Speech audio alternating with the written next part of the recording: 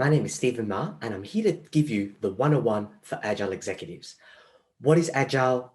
Why might you want it in your organization? What to expect should you go down the path of transformation? Let's start with what is it? Agile is 20 years old now. It is a philosophy bounded by a movement encapsulated by the manifesto as it appears on the screen. There are 4 items that the manifesto seeks to compare and contrast. And of course, the most important line is the one that appears on the right-hand side here. People who engender this philosophy in terms of their ways of working, ways of thinking, ways of running their teams and organizations believe that there's still value in the gray of things like processes and tools and comprehensive documentation, but instead they feel that there is greater emphasis, there's greater value to be found when designing teams and organizations that maximize things like individuals and their interactions, useful product, customer collaboration, and the ability to respond to change. This manifesto is underpinned by 12 principles, which you can still find the originals at agilemanifesto.org. But in a nutshell, agility is all about assuming that the world is becoming increasingly more complex and suggesting to us that as this becomes more true, greater and greater competitive advantage, greater de-risking, greater ability to respond to change becomes an organization's ability to do just that.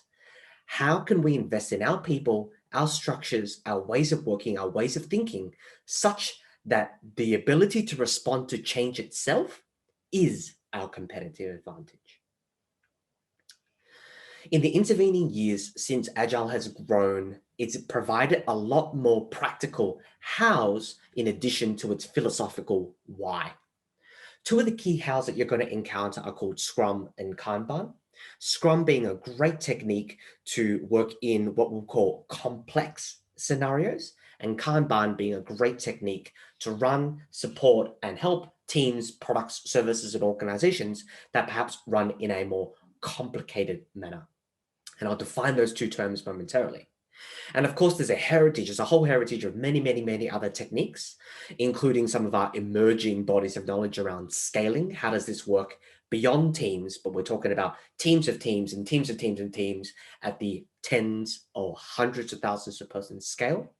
But definitely what they all have in common is they've got an emphasis on backlogs and roadmaps, a way of articulating what customer and business need is, minimum viable products, ways of testing cheaply their ideas, their market hypotheses, and iterating as they go, and retrospectives, a technique for encompassing people and their interactions, investing in it, growing people at the team level.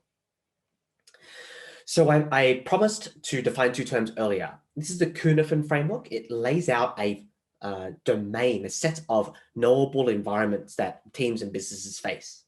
It says that in simple environments where courses have obvious actions, you should probably automate, you should probably create a machine or a piece of software to do it on your behalf.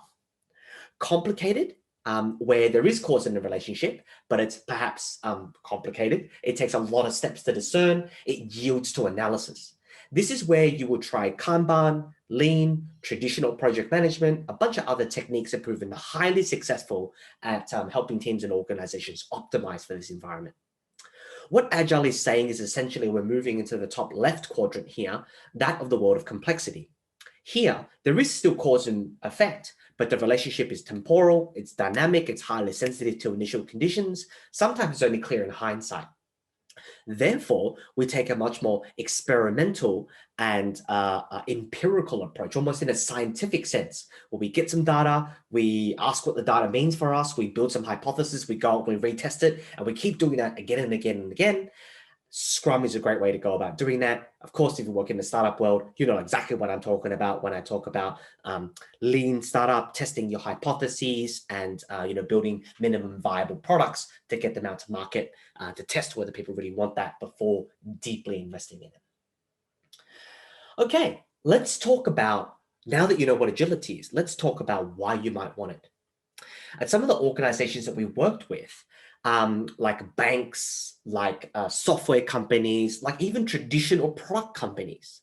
They're seeking lots of different angles on on different kinds of problems. Things like, how do we stop work early when it doesn't make sense anymore?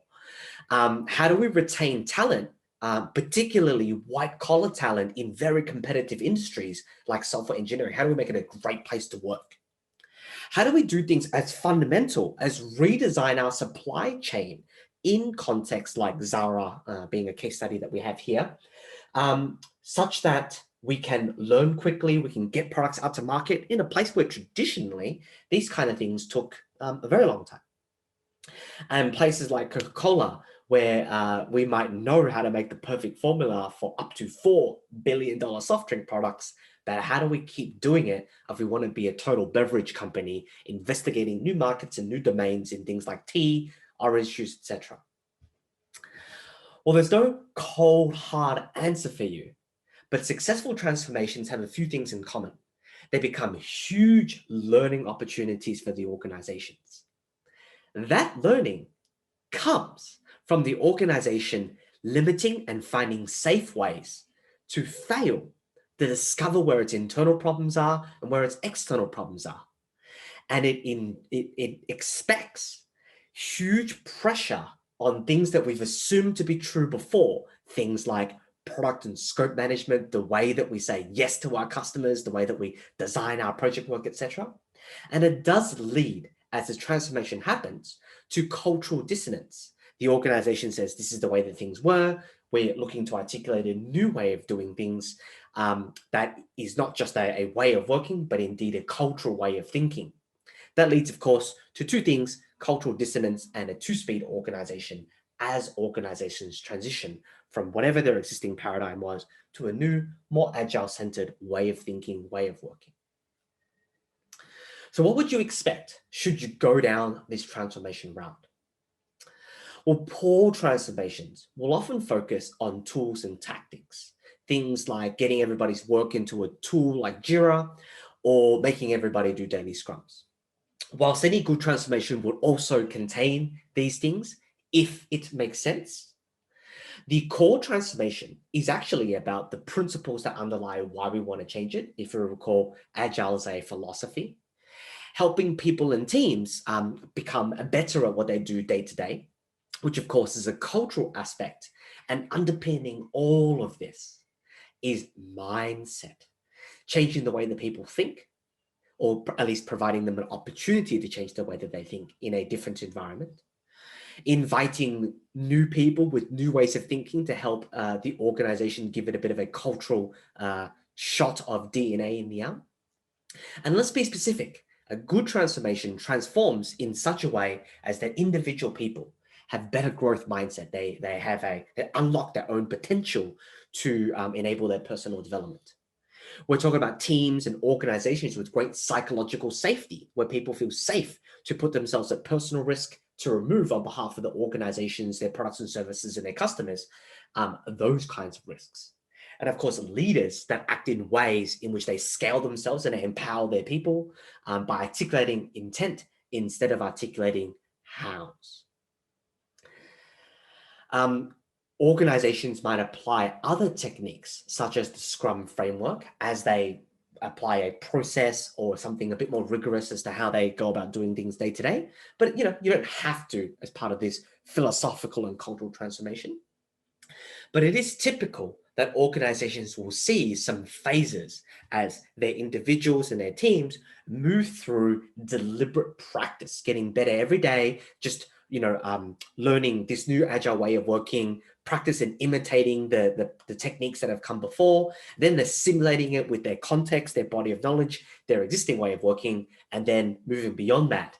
The best way of working for any organization as they go through an agile transformation is the one that they discover together as a process, as a part of this deliberate change management, this deliberate practice of imitating what's come before, what the best practices are in Agile, localizing it, assimilating it, understanding it in the context of their organization, and ultimately innovating it in creating a way of working, a philosophy, and a culture that's unique to that organization, that still is very much agile, but adapted to the organization's particular needs and concerns.